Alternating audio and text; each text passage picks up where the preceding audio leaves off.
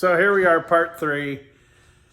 What I'm going to do in this episode is I'm going to go over cam degreeing and piston valve clearance checking.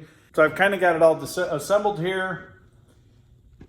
When I measured the cam initially, I was 2 degrees off.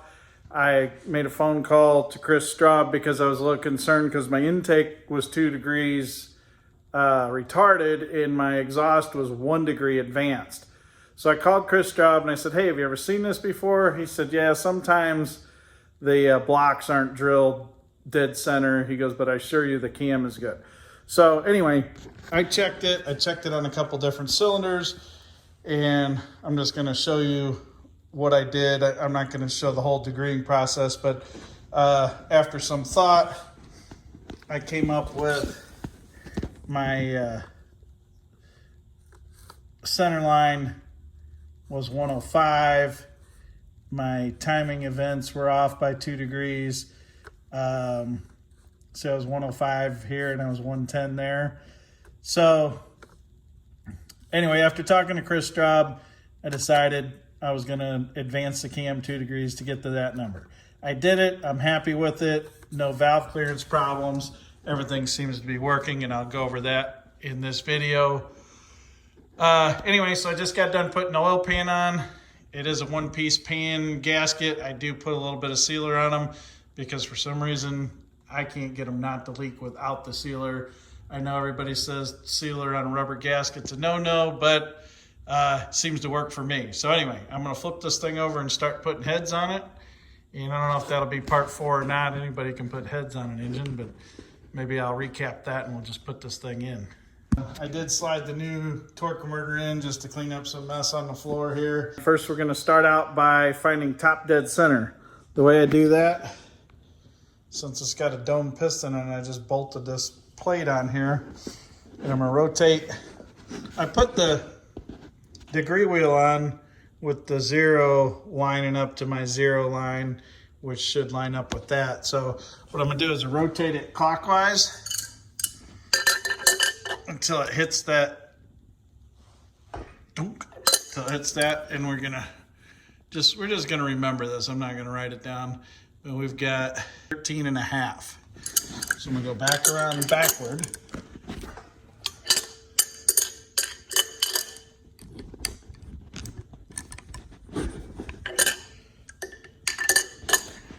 Until the piston hits that again.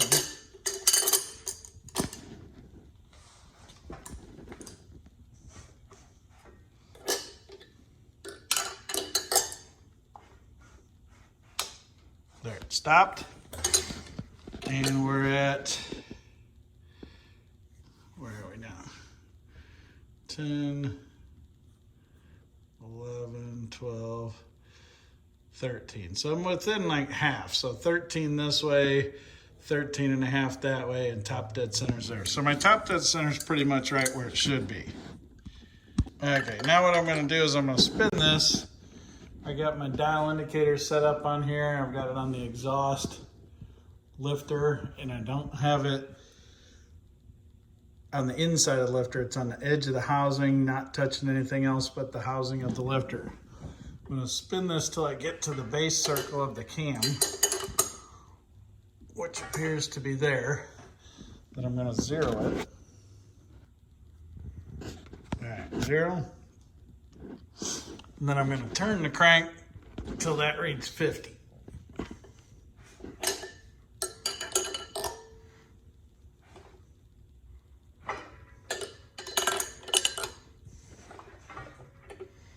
It's moving fast.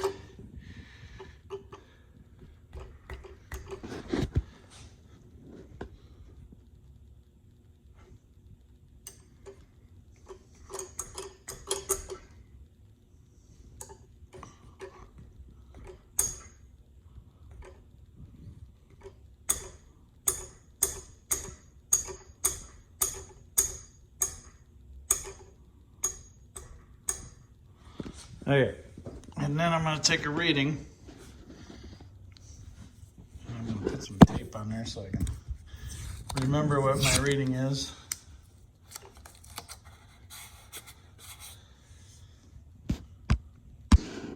Okay, exhaust 050 is at 52. I'm gonna spin this around and I can actually measure my lift at this point, and then I'm gonna go around until it comes back down to the 50 again, and we're gonna make another mark. All right, there I am at max lift. It went around 3 times and ended up there. If I go further, it starts coming down. So that's my max lift is 350. According to the cam card, it's supposed to be on the exhaust 353, it looks like. So a little different, but we'll keep going until we get back to the 50 again. All right, there's 50 on the downward side. 50, and we're at what? 12 and a half. All right, so here's the way we can do the math. So we hit it there first, going clockwise, and then it came all the way around to here. So 12 and a half degrees to there. We've got 180 degrees across to here, plus 52. So 180 plus 52 is 232, plus 12 and a half is 244 and a half. We look at our card. What do we got for duration? So exhaust is supposed to be 243. Fine, I'm gonna go grab a puller and I'm gonna pull this gear off and I'm gonna advance it to the 2-degree advance and then reset it up and check it one more time. But I don't have the puller here. So one thing I need to do is put the head on with the rocker arms and at least check my push rod length. So I'm gonna do that right now. And then I maybe order push rods if I have to. I used that puller to get the gear off, and let's see, it's multi-index. So we've got a 0 mark. When the 0 keyway is lined up, you line the chain up to that 0. So I'm going to go to the A2, which is advanced 2, and then we'll line the chain up to that. So I'm going to put it on this A2 mark. Now the cam is in there advanced 2 degrees. I checked top dead center again, and I've got the cam on the base circle of it. Zeroed my dial indicator. I'm on the intake lifter. So I'm going to turn this to 050.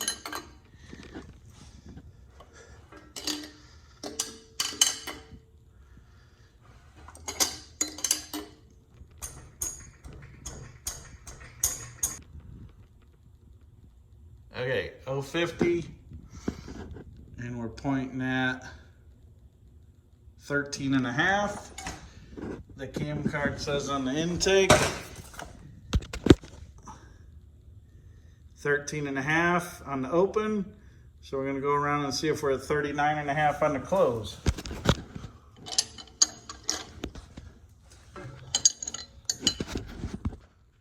All right, coming back around. We're gonna try to get to 50.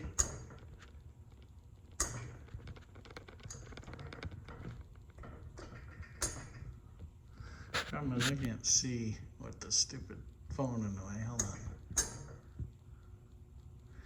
50. And look at that.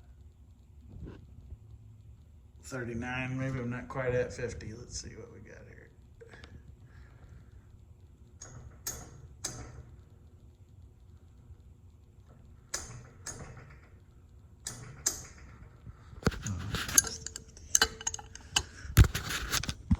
All right, went back around to double check it. Pretty much right on the 50. And the pointer is right on the 39. So I think that's better than what I had before. I already checked the exhaust. I just didn't show you guys, but I'm gonna take all this crap off of here and I'll probably set the head on, check some piston to valve clearance, and then I'm gonna button it all up, put the timing cover on, the oil pan on, and hopefully I'm done messing with this cam. From my experience, push rod length is kind of a best of both worlds thing. So right there, you can see the tip of the roller is a little further in on the top of the valve, and the valve is closed. But if I go to open it, as the valve's all the way open, you see the roller is right in the middle of the valve, and that's where it's at its highest pressure. If I went a little bit longer, it would roll off the top of the valve. If I went a little bit shorter, it'd be too short. So it's kind of a give or take, whatever fits best. But at whatever length this is the length I'm going to use on this exhaust side, intake side, whatever it is, on the intake side.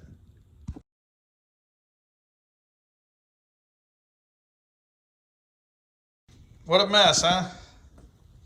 So I got push rod length all measured last night.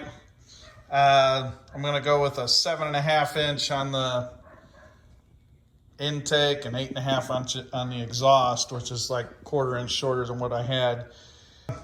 The other day I showed a picture of these rocker arms with the broken clips and the clips here, and I didn't really say anything about it because I wasn't really sure what I was going to do, but there were several of them that had broken clips.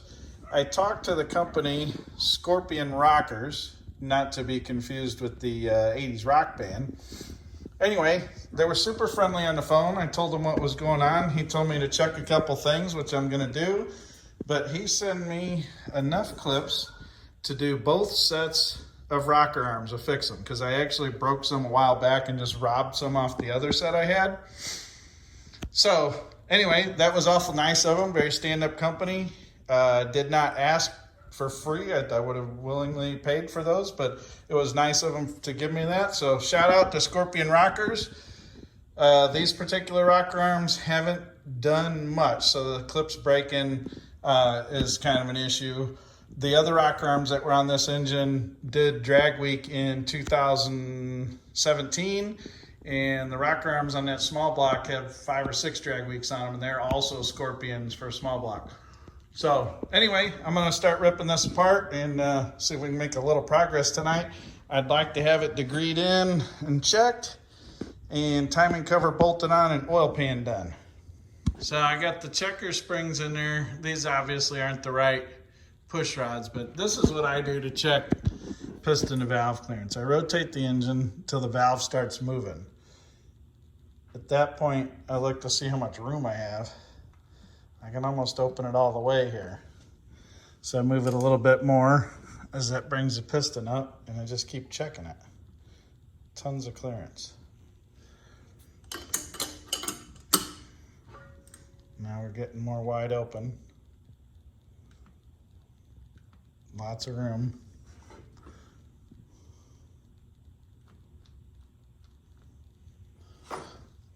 Honestly, I think I'm not even hitting the piston. I think I'm bottoming out on the seal.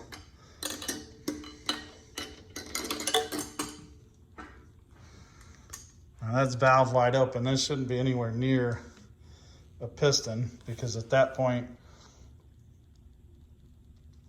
let's see, that's the exhaust. The piston is coming up, and it's basically blowing the exhaust out. And as the piston's coming up, the exhaust valve's closing. So, and I also did it with no head gasket, so that gives me an extra 40 thousandths.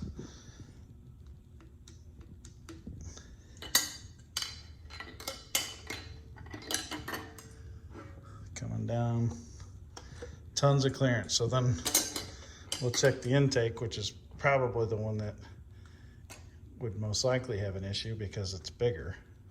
Starting to open. So that's hitting piston, but that's a huge amount of clearance. Let's back it up a little. Exhaust valve closing, hitting piston there. Intake valve opening.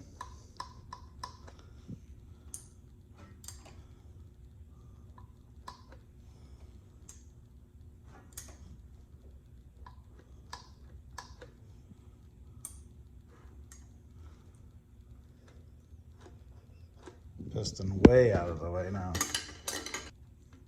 And I checked this again after I changed the cam 2 degrees, because I have seen it where that 2 degree difference is enough to make them hit.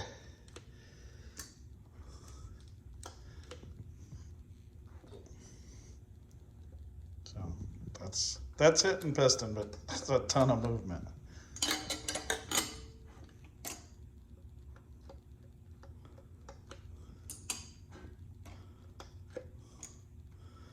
Intake's opening. I mean, that's probably my tightest. That's probably the tightest amount of clearance right there, which is still tons of clearance.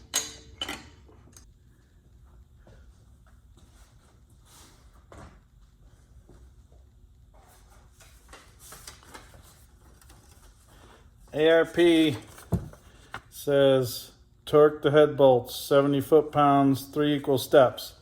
So I went 20, I went 40, and now I'm on to 70. I did 70 one time. We can go back around and do it another time. So it's going to be 4 steps.